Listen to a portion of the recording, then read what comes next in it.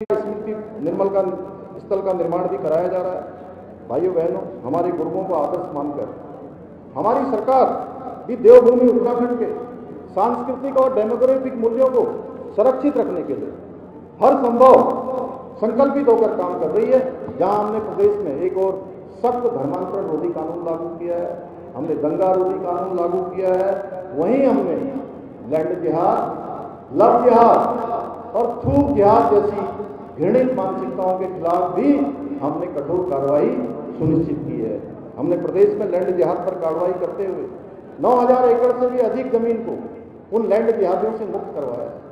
250 से अधिक अवैध रूप से चलने वाले मदरसों को सील किया है। 500 से अधिक अवैध संरचनाएं, कहीं पर नीली चादर, कहीं पीली चादर, कहीं हरी चादर डालकर सरकारी जमीनों को कब्जा किया गया था, उनको भी कब्जे से मुक्त कराने का काम किया है।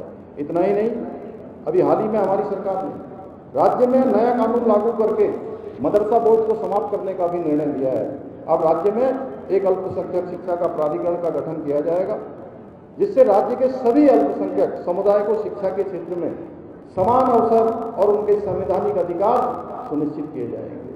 और मुझे बताते हुए खुशी है कि जब हम अल्पसंख्यक शिक्षा के सुधार का विधेयक ला रहे थे तो हमारे त्रिलोक सिंह चीमा जी ने उसको पढ़ा और उन्होंने कहा कि इसमें कुछ संशोधन की आवश्यकता है। तो हमने तय किया कि वो संशोधन विधानसभा में त्रिलोक जी रखेंगे और इन्होंने उस संशोधन को रखा और वो विधेयक का हिस्सा बन गया। वो विधेयक हमारा पारित हो गया।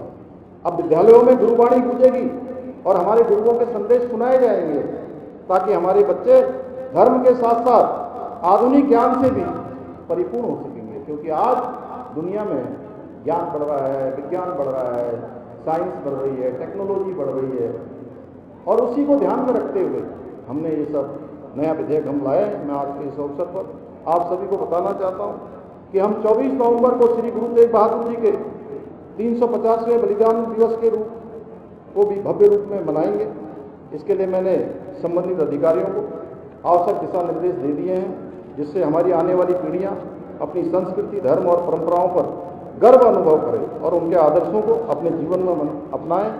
भाइयों बहनों, उत्तराखंड की एक पावन धरा, जहां वेदों की ऋचाएं गूंजी, जहां गुरु नानक देव जी से लेकर हिंद